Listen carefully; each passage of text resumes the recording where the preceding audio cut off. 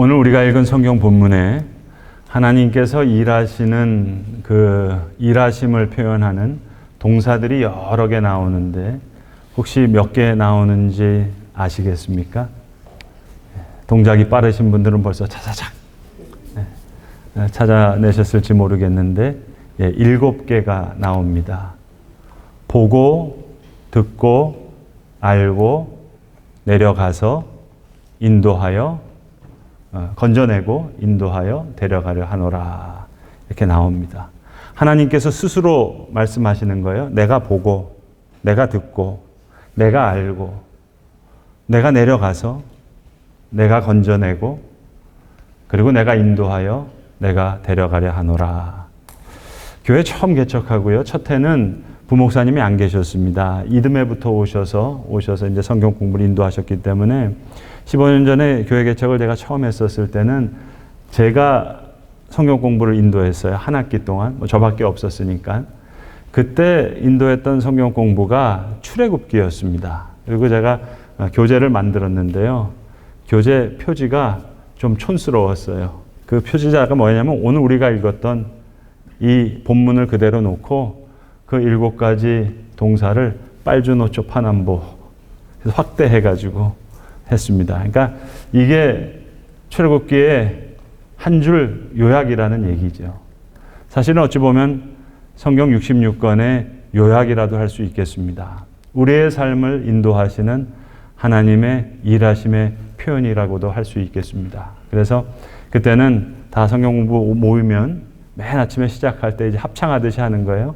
하나님께서 어떻게 일하십니까? 그러면 교인들이 보고 듣고 알고 내려가서 건져내고 인도하여 데려가냐 하노라. 그래서 두 분끼리 짝지어서 해보세요. 컨닝하지 마세요. 막 그랬었거든요. 여러분 15년 전으로 돌아가서 한번 우리 한번 해볼까요? 하나님이 어떻게 일하신다고요? 보고 듣고 알고 내려가서 건져내서 인도하여 데려가려 하노라. 두 분만 컨닝하셨습니다. 여러분 제가 한번 다시 화살표 동작을 넣어서 한번 해볼 텐데 관전 포인트는 1번부터 4번은 화살표가 위에서부터 아래로 내려오는 거예요. 그런데 5번을 지나서 6번, 7번 구간에서는 화살표가 이제 아래에서 위로 올라가는 겁니다. 준비되셨어요? 제가 좀 힘들어하면 나중에 좀 힘이 딸리거든요. 그러면 여러분이 좀 도와주셔야 됩니다. 자, 하나님께서 말씀하시는 거예요. 내가 보고, 듣고, 알고, 내려가서, 건져내고, 힘들어요. 도와주세요. 인도하여 데려가려 하노라. 그러니까 6번, 7번. 하나님이 사실 언제 힘드세요? 사실은 하나님이 1번부터 7번까지 다 힘드세요. 그런데 언제가 더 힘드신 것 같아요? 6번, 7번이 마의 구간이에요. 근데 그건 하나님도 그렇지만 우리도 그래요. 가난아기를 키울 때는 사실 엄마가 다 해줘요. 배고프면 젖 물려주죠. 응가하면 기저귀 갈아주죠. 밤에 아프면 엄마가 밤새워서 옆에서 간호해 주죠. 열을 떨어뜨려 주죠. 엄마가 다 해줘요. 그러니까 사실 어렸을 때는 엄마만 힘들면 됐는데 아이가 학교 가고 자라면서는요. 엄마도 힘들고 아이도 힘든 거예요. 그러니까 이때 아이 입장에서는 이게 엄청 큰 충격이에요. 지금까지는 엄마가 모든 걸 다 해주는 천사 같은 존재였는데 어느 날 만난 엄마는 저 논산훈련소에 유격조교같이 바뀌어 있거든요. 이거 얼마나 큰 충격인지 몰라요. 그러니까 엄마가 막 예전에는 다 해줬는데 엄마가 혼내주거든요. 또 특별히 말 안 듣는 남자아이들 눈을 바라보면 너 뭘 잘했다고 똑바로 봐. 고개를 떨구면 뭐라 그래요? 엄마 제대로 안 봐? 그래요. 대답 안 하면 너 왜 대답을 안 해? 그래요. 대답하면은요? 뭘 잘했다고 말대꾸. 어떻게 그렇게 잘하세요? 그리고 이제 울면 뭘 잘했다고 울어. 만약에 웃으면 그때부터는 본격적으로 처맞기 시작하는 거예요. 자, 젖 먹여주고 기저귀 갈아주던 천사 같은 엄마가 바뀐 거예요. 똑같은 엄마예요. 다만 화살표 방향이 다른 거예요. 출애굽기도 홍해를 건널 때까지는 너무너무 은혜 충만이에요. 화살표 방향이 그래서 그래요. 보고 듣고 알고 내려가서 건져내고. 그런데 홍해를 건너고 나서는 너무 힘든 거예요. 왜 힘들어요? 화살표 방향 때문에 그래요. 하나님도 힘들고 이스라엘 백성도 힘들어요. 출애굽기 이야기만은 아닙니다. 성경 전체가. 1번, 2번, 3번, 4번, 5번 은혜 충만인데 6번, 7번 구간에 접어들면서 숨이 턱에 차오르는 것 같은 깔딱고개에 접어드는 거예요. 남포교회를 개척하시고 지금 원로 목사님으로 계시는 박영선 목사님이 계신데 박영선 목사님의 설교집 중에 하나님의 열심이라는 제목으로 묶여진 설교집이 있어요. 그리고 그분 설교집 중에 또 한 권의 설교집은 구원 그 이후라는 제목으로 묶여진 설교집이 있어요. 오늘 제 설교 제목은 이 두 설교집 제목을 제가 지금 뭐 한 거예요? 짜깁기 한 거예요. 박 목사님의 설교에 일관되게 드러나는 핵심은 이겁니다. 신앙생활에 있어서 가장 본질적인 것은 인간의 믿음이 아니라 하나님의 열심과 의지, 이게 더 본질적인 거라는 거예요. 그러니까 구원은 인간의 결단과 헌신으로 이루어지는 것이 아니라 그 훨씬 이전에 하나님의 선택과 하나님의 성취로 이루어지는 것이기 때문에 그래서 수많은 고난과 실패 속에서 하나님은 오늘도 멈추지 않으시고 당신의 뜻을 고집스럽게 이루어 가신다는 거예요. 그걸 하나님의 열심이라는 한마디로 줄여서 표현하신 거예요. 그러니까 신앙의 중심이 내 감정과 열심, 내가 은혜 받는 것에서 하나님의 열심으로 우리의 신앙의 중심을 이동시키신 거예요. 구원 그 이후라는 의미도 구원이 출발점이지 도착점이 아니기 때문에 믿음의 여정은 자기 부인과 성숙으로 계속 되어지는 하나님의 뜻, 하나님의 생각을 배워나가는 거기에 순종하는 그 길이라서 구원 이후의 믿음 생활은 고통스럽지만 여기 하나님의 은혜와 하나님의 훈련이 동반되는 이게 은혜로운 길이라는 거예요. 이게 사실은 박영선 목사님의 모든 설교의 핵심입니다. 그러니까 이게 힘든 거예요. 은혜 충만, 만사형통. 신명기 28장에도 분명히 네가 들어가도 복을 받고 나가도 복을 받고 앉아도 복을 받고 서도 복을 받고 네 떡반죽 그릇도 광주리도 복을 받는다 그랬는데 이 복이 너무 좋은데 하나님의 뜻, 하나님의 지혜 이걸 아는 건 너무너무 어렵거든요. 특별히 우리 한국의 역사는 역사적으로 샤머니즘, 불교, 유교 이게 수백 년, 수천 년 동안 차례차례 들어와서 오늘까지 자리를 잡고 있어요. 오래전부터 이미 자리를 잡았어요. 그 후에 기독교가 들어왔어요. 우리 기독교 역사는 140년밖에 되지 않았어요. 그렇기 때문에 한국의 종교적인 심성에 이미 이런 요소들이 많은 영향을 주었어요. 그래서 죄송하지만은 우리가 예배당에 앉아서 예배를 드리고 있는 것 같지만 특별히 한국 교회 교인들의 종교적인 심성을 잘 들여다보면 여기에 3분의 1은 샤머니즘, 3분의 1은 불교적인, 3분의 1은 유교적인 영향이 고스란히 남아있는 것을 볼 수가 있어요. 그래서 권사님들 중에도 소위 영빨 센 목사님들 찾으시는 분들 이게 용한 무당 찾던 그 샤머니스틱한 그 영향이 남아있는 거예요. 사실 샤머니즘의 영향이라는 건 뭐냐면 즐기는 거거든요. 우리 한국인들은 우리 가무에 뛰어난 민족이라 그러잖아요. 즐기는 거예요.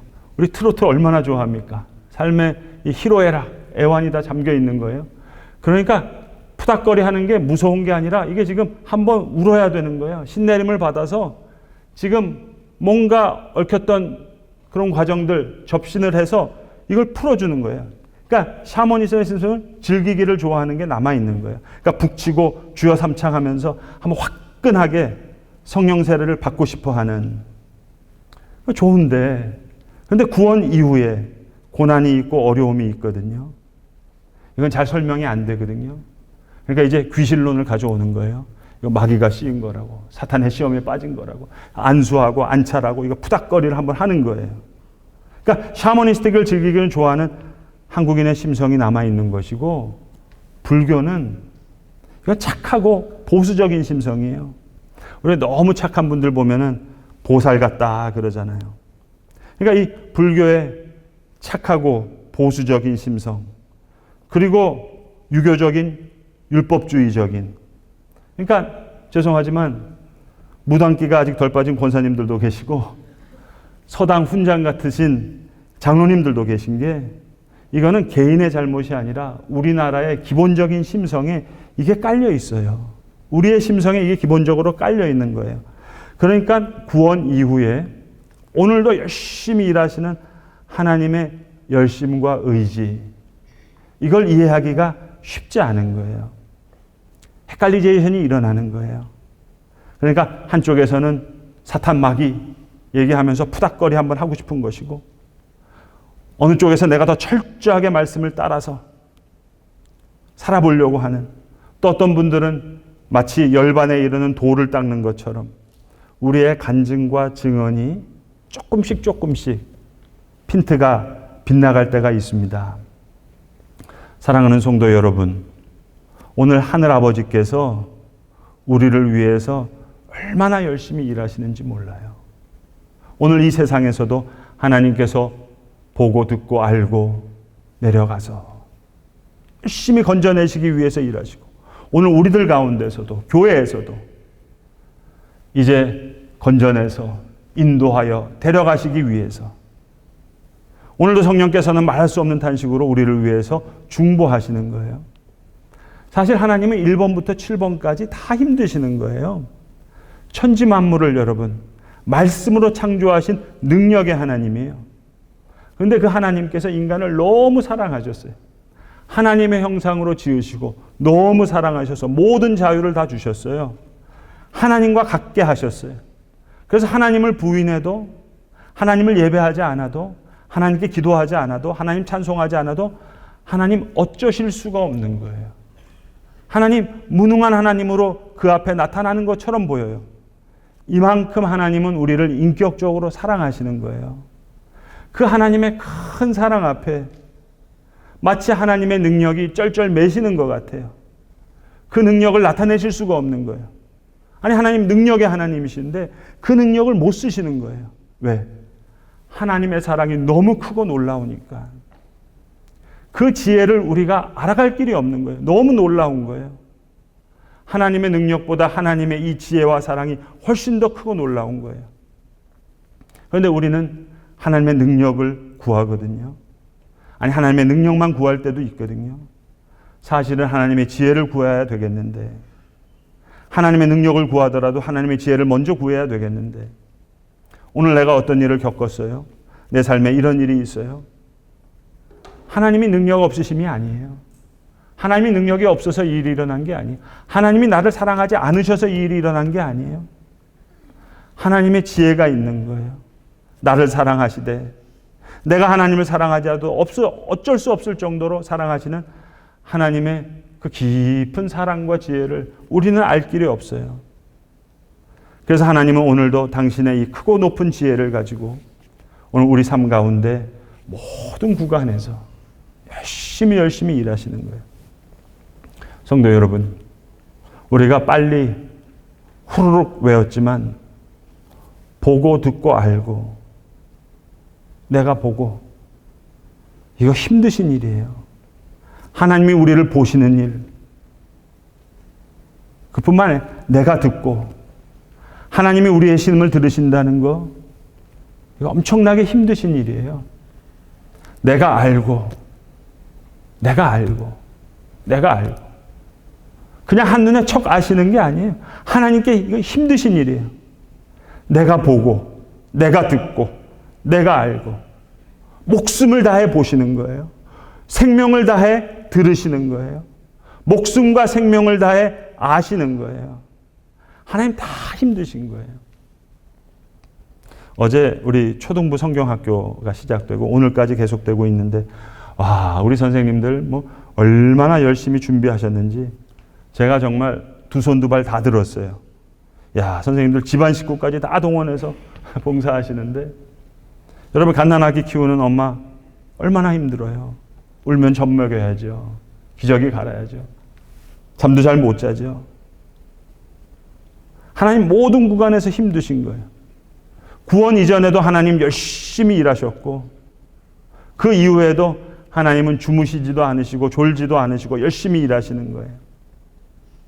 내가 조금 힘들다면 하나님의 은혜 가운데 보고 듣고 알고 내려오셔서 우리를 건져내신 하나님을 만나고 이제 다시 인도하시는, 여기까지 온 거예요. 그러니까 너무 감사한 거죠. 이 사랑을 아는 자가 이제 하나님을 조금 알아갈 수 있는 거예요. 이 사랑을 아는 자가, 이 사랑을 받은 자가 이제 조금이나마 하나님을 사랑하는 자가 되는 거예요. 여러분 왜 열심히 일하시겠어요? 사랑하시니까. 하나님이 돈 버시기 위해서 열심히 일하시겠어요? 아니요. 사랑하니까. 그 사랑을 위해서 오늘도 열심히 일하시는 거예요. 하나님의 그 사랑, 하나님의 그 지혜를 알 길이 없었는데 어떤 계기를 통해 하나님의 사랑을 아주 조금이나마 알게 됐어요. 하나님의 그 큰 지혜를 내가 이제 아주 조금 알겠어요. 그게 은혜예요. 내가 인도하여 내가 데려가려 하노라. 하나님 보고 듣고 알고 와, 기쁘고 뜨겁고 감격했어요. 내려와서 건지시고 마치 하나님 날 위해서 모든 걸 해주시는 것 같았어요. 그래서 눈물로 예배드리고 기도 응답받고 말씀 속에서 길을 찾고, 그런데 시간이 많이 지났는데도 죄송하지만 여러분 살림살이 좀 좋아지셨습니까? 하나님이 막 팍팍 밀어주시던가요? 만사형통이세요? 웬걸요? 요즘 아이들 말로는 어쩌라고, 어쩌란 말이에요. 기도 응답도 없고 삶은 더 복잡해지고 심지어 하나님의 침묵과 하나님의 부재가 더 익숙해지는 것 같아요. 내가 뭘 잘못했지? 하나님이 날 잊으셨나? 하나님이 예전 같지 않으시네. 또 나도 예전 같지 않아요. 홍해가 갈렸을 때는 바다를 건너고 뒤에 쫓아오던 애국 군대가 다 물에 수장되고 스팍테클했거든요. 뭐 어떤 푸닥거리, 어떤 무당이 작두타는 신내림 보는 것보다 비교도 안 될 정도로 놀라운 일이 있었거든요. 뜨거웠어요. 감격했어요. 기뻤어요. 즐거웠어요. 그래서 시간마다 교회에 뛰어나왔어요. 감사했어요. 그런데 지금은 죄송하지만 목사님도 영빨이 좀 없는 것 같고, 신앙 버리고 또 잊어버리고 싶은데 또 너무 매정한 것 같고, 괜히 의리 안 지키는 배신자 되는 것 같기는 싫고, 자리는 지키고 있는데, 예배의 자리를 지키면서 기도는 하고는 있는데 리얼하지가 않는 거예요. 여러분, 출애굽기가 그래요. 앞부분은 재밌어요. 스팍테클해요. 근데 뒷부분은 읽어보셨어요? 지루해요. 절반 이상이 성막 얘기예요. 그러나 여러분, 그게 젖어드는 시간이에요. 오늘 지금 손수건이 그냥 있잖아요. 이거 짜봐야 아무것도 안 나와요. 이거 그냥 익명적인 손수건이에요. 아직 손수건의 영광을 몰라요.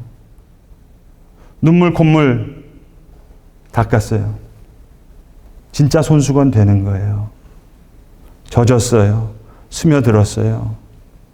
밖에서 볼 때는 똑같아 보일지 모르지만 젖어 있는 수건은 나중에 짜면 나오는 게 많아요. 인도하여 데려가려면 뭔가 스펙타클한 홍해 2탄, 홍해 3탄, 홍해 4탄, 홍해 5탄 나와야 될 것 같은데 출애굽기 절반 이상이 매일 성막에서 하나님 만나라는 얘기예요. 별일이 안 일어나는 것 같지만 여러분, 그게 하나님의 영광 속으로 하나님의 임재 앞에 젖어드는 시간이에요. 하나님의 영광이라는 말은 히브리어로 가보트거든요. 그 원어는 무게라는 뜻이에요. 하나님의 영광이 시내산에 머물렀다. 가보트. 구름이 회막을 덮이고 하나님의 영광이 성막에 충만했다. 하늘이 하나님의 영광을 선포하고 있다. 그 가보트라는 말의 원뜻은 무게라는 뜻이라고요. 무게. 깃털처럼 가벼운 게 아니라 무게가 생기는 거예요. 우리가 젖어드는 거예요. 하나님의 임재를 사모하는 거예요. 하나님의 말씀에 젖어드는 거예요. 하나님을 생각하는 거예요. 그 젖어드는 시간을 통해서 그 무게감이 우리를 흔들리지 않게 하는 거예요. 여러분, 이거 손수건 맞아요? 손수건처럼 보이지만 그냥 있으면 무게감이 없어요. 여기에는 손수건에 가보트가 없어요. 손수건에 영광이 없어요. 손수건에 무게가 없어요. 그런데 땀 닦고 그때 손수건의 가보트, 손수건의 영광, 손수건의 무게가 나타나는 거예요. 젖어드는 거예요. 하나님의 영광이 성막에 가득하며 하나님의 가보트가 시내산을 덮었으며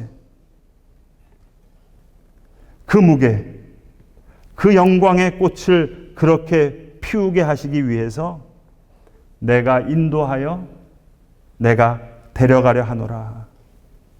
그 가보트, 그 영광의 무게에 젖어드는 간증을 하나님께서는 하나님이 사랑하시는 저와 여러분에게 베풀어 주실 것입니다. 기도하겠습니다. 여호와의 영광이 성막에 충만하며 주의 영광을 드러내는 주여, 우리의 간증도 우리의 증언도 깃털처럼 가볍지 않게 주의 영광의 무게에 젖어들게 하여 주시옵소서. 우리 구주 예수 그리스도의 이름으로 기도드리옵나이다. 아멘.